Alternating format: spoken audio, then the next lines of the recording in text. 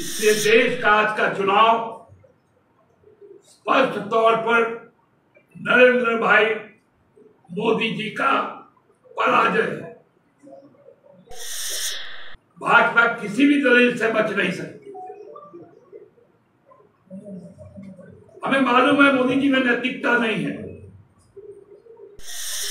लेकिन भाजपा में यदि नैतिकता है तो सबसे पहले भारतीय जनता पार्टी इस अहंकारी व्यक्ति को, इस तानाशाही प्रवृत्ति के व्यक्ति को अपने दल से डिटैच करें। क्योंकि जो वाराणसी में जाकर कहता है मैं 10 लाख वोट से जीतूंगा, लोगों ने उन्हें उनकी औकात बता दी।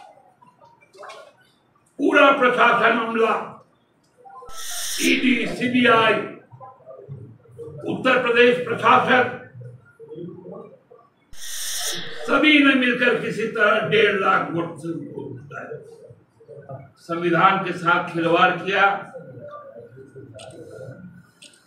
देश के आदिवासियों के साथ अन्याय किया,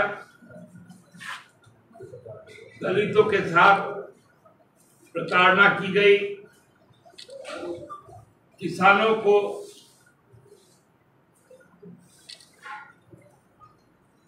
उनके बुरे हाल पर छोड़ दिया गया, मजदूरों से उनकी हकें छीनी गई, नौजवानों को बड़ी संख्या में बेरोजगार बनाया, सेना को भी कमजोर करने के लिए अग्निवीर योजना लाई, जो महंगाई का मार लोगों ने झेला, इस सबके विरुद्ध देश का गरीब जनता, दलित, आदिवासी, जो अल्पसंख्यक समुदाय है, युवा है, मेहनतकश आवाम है, महिलाएं हैं, उन्होंने मोदी सरकार को, खासकर प्रधानमंत्री का प्रतिकार किया। हम लोगों ने देखा कि पिछले लगभग 2 वर्षों में भारतीय जनता पार्टी समाप्त हो चुकी थी और इसकी घोषणा भारतीय जनता पार्टी के राष्ट्रीय अध्यक्ष द्वारा भी की गई कि हमारे प्रधानमंत्री मोदी ईश्वर के अवतार, राम मंदिर निर्माण समिति के जो अगुवा थे चंपक राय जी ने उन्हें विष्णु का अवतार कह दिया। यहां तक कि खुद प्रधानमंत्री जी ने कहा कि मैं बायोलॉजिकल हूं ही नहीं, मैं तो भेजा गया अवतार हूं। उनका ये अहंकार लोगों ने उस पर करारा चोट किया कि आप की फर्जी बातें इस देश के संस्कृति को पसंद नहीं है। इसलिए देश का आज का चुनाव स्पष्ट तौर पर नरेंद्र भाई मोदी जी का पराजय है। भाजपा किसी भी दलील से बच नहीं सकती। हमें मालूम है मोदी जी में नैतिकता नहीं है, लेकिन भाजपा में यदि नैतिकता है तो सबसे पहले भारतीय जनता पार्टी इस अहंकारी व्यक्ति को, इस तानाशाही प्रवृत्ति के व्यक्ति को अपने दल से डिटैच करें। क्योंकि जो वाराणसी में जाकर कहता है मैं 10 लाख वोट से जीतूंगा,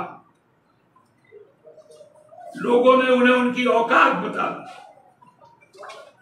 पूरा प्रशासन अमला, ईडी, सीबीआई, उत्तर प्रदेश प्रशासन, सभी ने मिलकर किसी तरह 1.5 लाख वोट से उनको जिताया। प्रशासन ने जिताया। वाराणसी की प्रबुद्ध जनता ने अपने सांसद को हराने का काम किया। केवल वाराणसी की जो प्रशासन है उसने मोदी जी को जिताया। यदि वाराणसी में प्रशासन नहीं रहता, यदि भाजपा वहां चुनाव जीतती, तो उसके अगल बगल के सभी सीटें सपा ने जीतने का काम, क्योंकि वहां लोगों ने वोट किया, वाराणसी में प्रशासन ने वोट किया। मोदी जी चुनाव हार चुके। अब यदि वो प्रधानमंत्री बनते, जो कहते थे ना 56 इंच का सीना, एक अकेला मोदी सबसे पे भारी, हाथ उनके टूट गए हैं, पैर लड़खड़ा गए हैं। भारतीय जनता पार्टी बहुमत का आंकड़ा छू नहीं पाई। काख के नीचे बैसाखी लग गया है और पैरों की जगह ने व्हील चेयर ले लिया है। ये मोदी जी का आज का निर्णय है, देश का निर्णय है। आपने आदिवासी के बेटे को जेल में डालने का काम किया। यह पाप इस राज्य का आदिवासी समुदाय कभी माफ नहीं करेगा।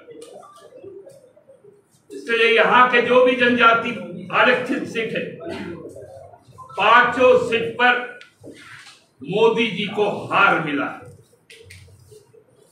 मोदी जी पराजित हुए हैं।